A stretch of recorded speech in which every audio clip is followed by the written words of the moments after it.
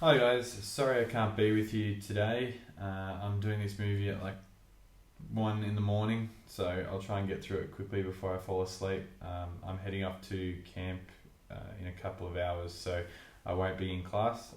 But I'm going to speak to you today a little bit about the moral issues or implications surrounding the garment industry and globalisation.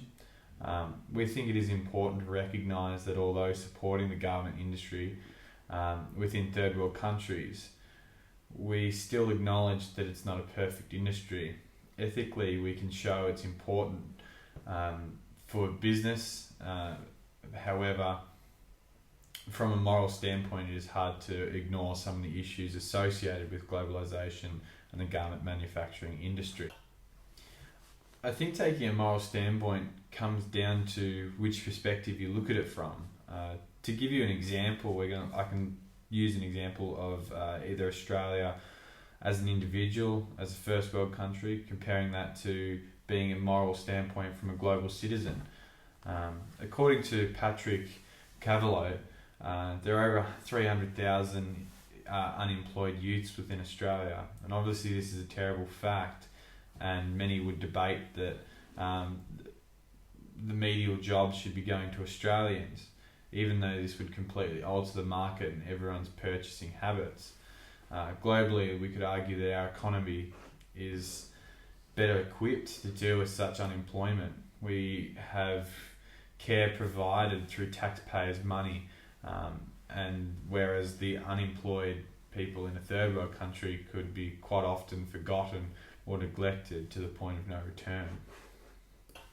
As a group, we think it is morally challenging to condone unfair working conditions and underpaid workers by Western standards. It is morally challenging to employ miners to work extended hours in less than appealing conditions. However, putting these challenges aside, we believe it is also morally incorrect to impose our values on another nation.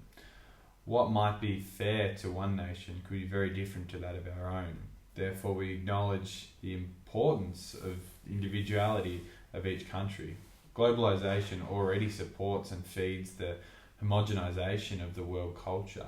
The westernisation of the developing world supports a dilution of the distinctive cultures, and unfortunately many of these cultural traits are being lost in favour of being or trying to keep up with the developed world or a Western world. On page 277 of the textbook, it talks about the moral issues in globalisation and more specifically equality. Some of the moral decision making comes from the World Trade Organization that governs the global trade. They have to make some questionable moral decisions revolve around equality. The World Trade Organization requires developing countries to open their markets to a full access from other countries, whilst most of the powerful trading nations reserve the right to implement protective barriers to control the import and export of their goods and products. This also begs the question of the democratic or the lack of democratic nature of the World Trade Organization.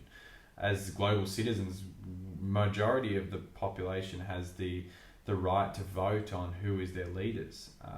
However, the World Trade Organization, we have little to no say about the decisions that are being made. One of the positives to come from a lot of the scrutiny revolving around globalisation in recent years is the general public and consumers demanding a higher sense of corporate social responsibility and the expectation that that business or company will align with the moral value and lifestyle choices of their consumers. This is generally in favour of more fair trade agreements and ethically sourced products. This came from Didi and Nahem in 2016, where they discussed the corporate social responsibility within retail apparel and the normative influence of patron intentions. An example of this was Cadbury. Cadbury changed its recent marketing plan within the last 5 years to advertise and source fair trade cocoa beans. This came from the media exposing the ugly nature of the cocoa trade through some of the developing countries, and Cadbury combated this negative media attention by turning all of their cocoa beans to fair trade and ethically sourced. This came from customer demand and scrutiny. As the girls will tell you in a moment, the globalisation and the garment industry has had a huge positive effect on countries such as Bangladesh. And we think it would be morally challenging to deny workers the right to work and have a life, a living, earn some money. And this industry supports hundreds of thousands of people in countries such as Bangladesh. If we were to bring that industry back to Australia or America or one of the first world countries, it might fill in some of the unemployment jobs, but it also would raise the cost of just about every materialistic good that is produced. Therefore, morally questionable to offer a product that was once $10 and now offering it at $40 for the same product of the same quality. So we would have an impairment there as far as people are still going to want that good at a cheap price, and that's unattainable if it is produced in a first world setting. Thanks guys, I'll hand over now to the girls to tell you a little bit more about the ethical implications of the garment industry and globalisation. Cheers.